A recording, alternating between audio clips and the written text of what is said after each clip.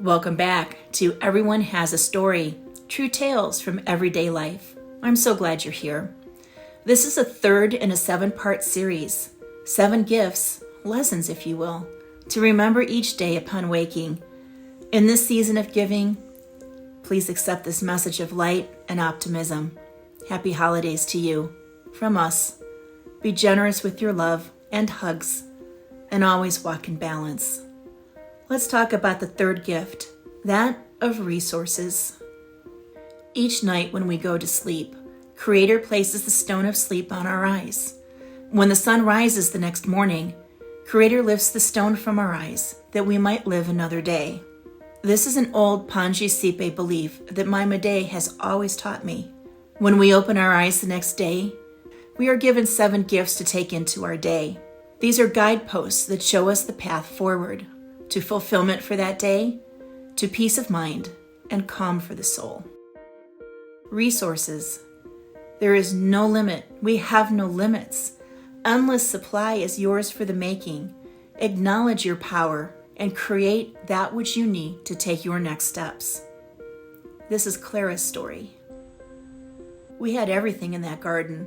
Saved a lot of money that way. My father planted the garden, then my mother would can everything, so we'd have enough for the winter.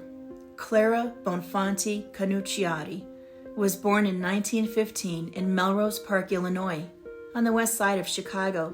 Her Sicilian parents emigrated to America and struggled tremendously when the Great Depression hit. She met her husband Dino while he was touring with the Vatican Choir from Rome in the 1940s. They were married for 43 years. Later, she went on to become an unlikely star in a YouTube video series called Great Depression Cooking with Clara.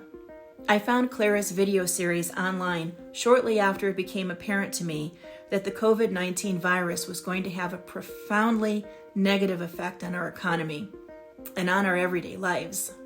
In the late winter and early spring of 2020, lockdowns were happening all over the U.S. People were told to stay home unless they needed to go out for medical services or groceries. Vast numbers of service workers lost their jobs, and unemployment skyrocketed. Professionals and office workers were allowed to work from home and had to learn how to use something called Zoom. Food and other products were becoming a thing to hoard and were therefore scarce in major supermarkets. At the beginning of March 2020, it looked to me like we should adjust our mentality to one of preparation for rough times ahead. We stocked our food supplies, pantries, freezers, refrigerators, and we hunkered down to wait it out. We even reduced our use of paper products as much as possible, and I began to prepare for how I could stretch our food supply to avoid trips to the grocery stores. And that is when I found Clara on YouTube. At first, it was a curiosity to learn what cooking looked like during a time of extreme financial crisis. My own maternal grandparents had lived through it in Cleveland, Ohio, and raised 3 girls on the back end of the hard times. They never talked about it, that I can recall, so I never had an opportunity to learn about their experiences firsthand. As the virus continued to decimate large eastern cities and the fear started to really take hold, I watched Clara and listened to the stories she told in between her cooking.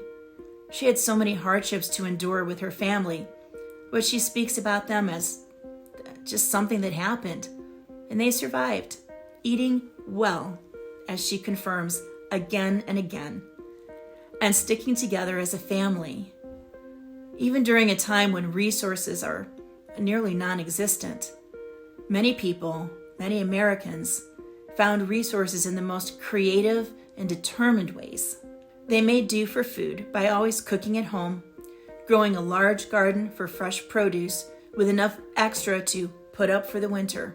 They darned and repaired clothing repeatedly, and they had imaginative ways to conserve fuel for cooking and staying warm in the Chicago winters.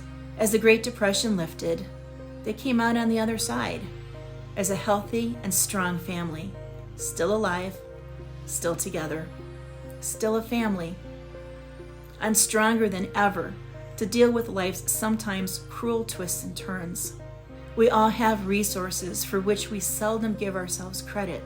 We all have the ability to create where there is lack or need. Every one of us is resourceful beyond our wildest dreams, or simply rarely of the state of mind that we can make things happen.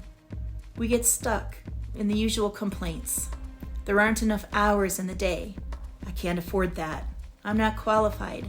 I've looked everywhere and I just can't find what I need. I don't know how to do that. I just want someone to love and to love me in return. Granted, some resources we need for life are indeed limited, like time. We only have so many hours in a day and in our lifetime. But how we use those hours is the important thing. Finding resources is not an impossible talent. It's something we all need to learn. Most importantly, it's about setting priorities and understanding that a budget, time, money, your energy, is always necessary to manage limited resources. And there's always a way to create more. Time, money, energy, and we all have the ability to find those ways. We are all resourceful. It's just a matter of acknowledging our own power to be so. Get your mind right and get creative. So as the stone of sleep is lifted from your eyes for another day, accept the gift of resources. Seize this opportunity. Make your day what you want it to be, and supply yourself with what you need to make it happen.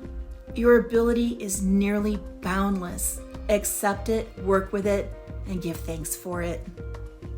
Do you have a story in which resources played a key role? Please share with us in the comments section below. We could all do with encouragement to be resourceful in our lives. And consider subscribing with notification bell on if you enjoy content like this. And a thumbs up sure would be appreciated as well. Thanks for visiting with us. We hope to see you next time on Everyone Has a Story, true tales from everyday life.